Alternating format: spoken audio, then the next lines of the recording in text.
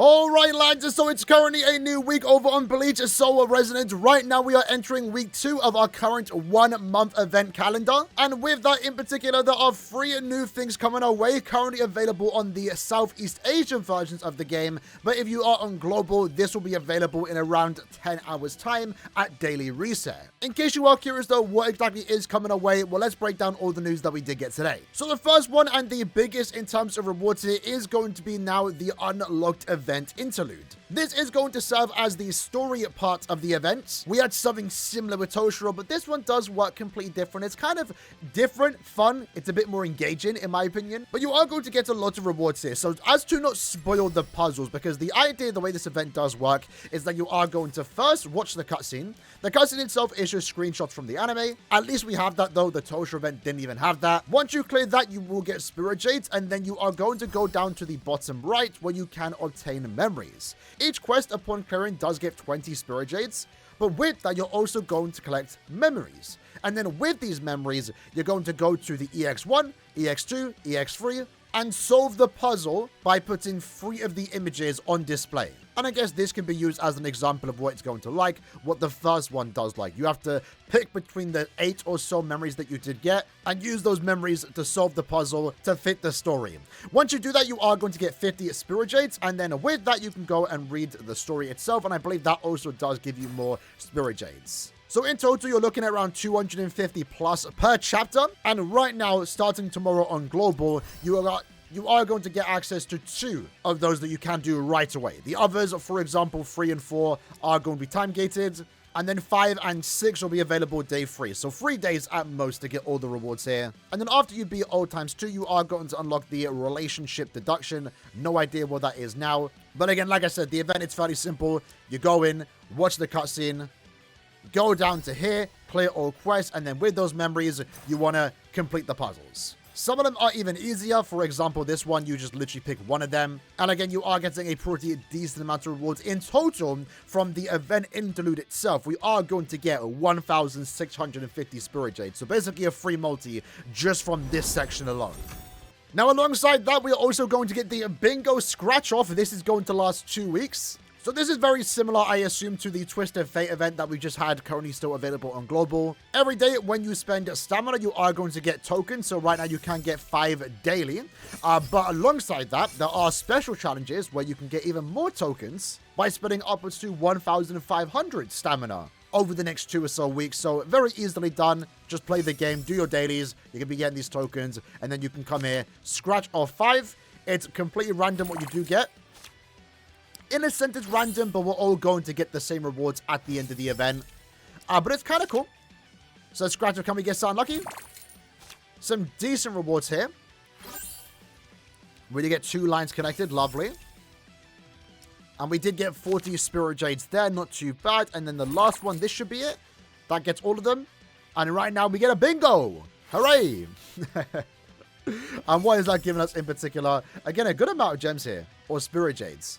Like 120, which isn't too bad. And how many pages in total are there going to be? I'm going to assume 3 rounds. That does seem to be the case, as you will see here. There'll be 3 bingo cards, probably all offering 120 spirit jades. That will line up. So in total from this event alone, you are going to get 360. But there will be a 4th repeating pool that you can play as much as you want. But that's going to offer less rewards. Not as good rewards, but it is the one you can repeat as much as you want. So in terms of spirit jades, you're likely not going to get any from the 4th bingo page. But 1 to 3 will each offer 120. So 360 spirit jades in total from the bingo scratch off. Alongside that, we also do have a celebration check-in. So I do like this one a bit more compared to the Toshiro one that we did have 2 weeks ago at this point. It's going to be another weekly pass that you can buy to get extra rewards, 400 spirit jades and 5 summon tickets, while also getting a festive gala nameplate. But at least this one does offer 3 rewards. So day 1, you do get some stamina. Day 2, you get golds.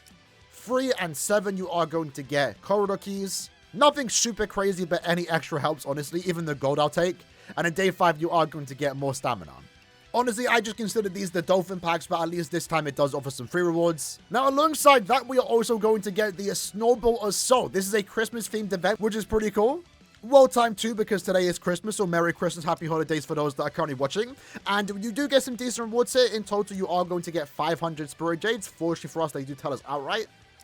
But with that said, let's actually go ahead and try it. I believe this is a daily event, so again, something that you are going to come back to every day. And after 5 days, if you want to save it for one go, you can come back in 5 days, do it all in once. So let's see how this goes. So Snowball Assault, countering snowballs falling from above and deflecting them towards enemies to freeze them. Then use basic attacks to knock the frozen enemies into the walls or other enemies, which would then deal damage upon impact. So seems simple enough. They even changed the screen. That's kind of cool. Wait, how do I parry? Okay. What's... I know how to play. I know what buttons to press. All right, let's go to it. It's kind of cool that it's a snow map, though. That's kind of cool. Oh, you fully push them back. That's... okay. That's kind of cool. There we go. Knock them back. Hey, yo, this is kind of cool. There we go. Let's knock him back again. Oi. All right. I don't mind this. This is kind of cool. And then I believe this is going to be the last enemy here. Okay, I think we have to do it a few times. There we go. Knock them all the way back. Can we flash step? Oh, we have to do it multiple times here. Okay. Decent time in here. He's going to throw something. Can I throw it back? I cannot. Okay. There we go. That's 2. Can I still hit him? Oh, there we go. So we have to get him twice. All right. You know what? It's goofy, it's short, but I like it. It's different. I like that every week we are kind of just getting something completely different. In that case, that does give us, I believe, just 100 Spirit Jades, right?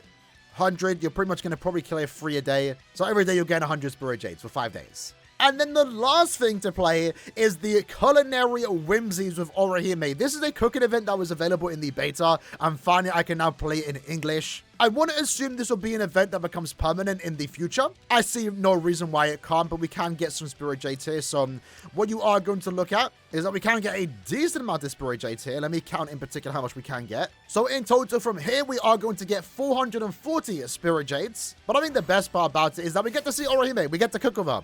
Okay, so let's actually go ahead and try this. So select the food that fits the requirement. We want yokan, we want some dried citrus, and we want some milky flavor, as they are calling it. Again, this was very awkward to do on the beta when it was in a different language. And based on the description, add foods to reach the seasoning goal. So we want to keep our sweetness at 1 to 3, but we do want more saltiness. So let's go ahead and add the takoyaki. I feel like I said that quite weird. And then also the salt. They are guiding us through it. And then if you want to learn more, I guess you can click on the button. But that is pretty much done. Let's go ahead and click on that. There we go. We're cooking it up. Okay. Okay. And what exactly did that do? I think that already finished the first one. So we made the yokan dried fruit pie. Let's do one more. So a rich tasting seafood. I'm assuming that is going to be the teriyaki eel. We want some rice base. We want some sushi, right? And then colorful, the macarons. To be fair, I would assume the omelet rice would be the rice base. There we go. Okay, the omelet rice does not fit. So these 3. That should get it in. There we go. We got 40. So now we want to raise the sweetness and also saltiness. And then you can try adding the foods with locked flavor. Okay, there we go. So I think this will get a little bit more complicated as we go by. But right now, it's relatively simple. And then now, this was always the part that I was confused at. So now we want to find out exactly how much that locked flavor did offer in terms of sweetness. No, saltiness.